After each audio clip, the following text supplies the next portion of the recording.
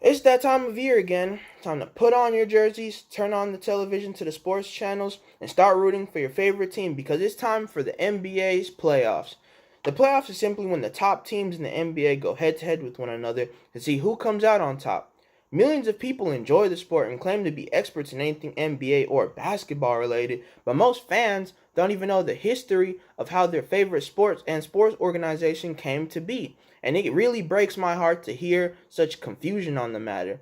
So here I am to clear things up and give the history on how basketball came to be and the start of the NBA.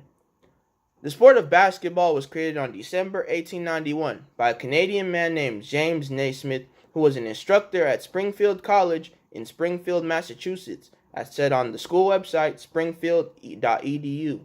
At the time, the school was actually called the International YMCA Training School. In terms of sports teams, the school had a football and lacrosse team which they played during warmer seasons, but once winter came around, they had to play more indoor sports. Naismith's job was simply to create that fun activity that the players would actually like, so what did he do? He went and asked the janitor for 2 boxes to use as goals, but instead received 2 peach baskets. He then nailed those 2 baskets to opposite sides of the gym on balconies that were 10 feet high.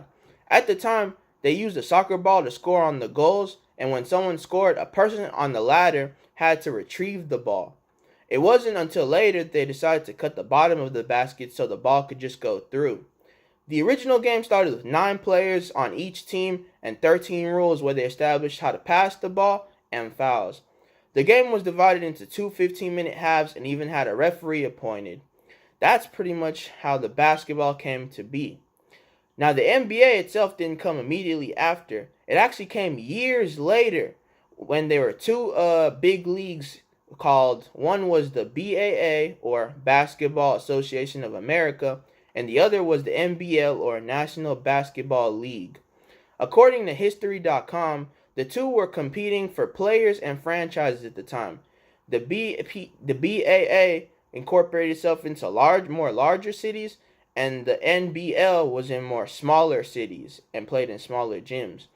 It wasn't until August 3rd, 1949, that the two leagues decided to merge and become the one and only NBA.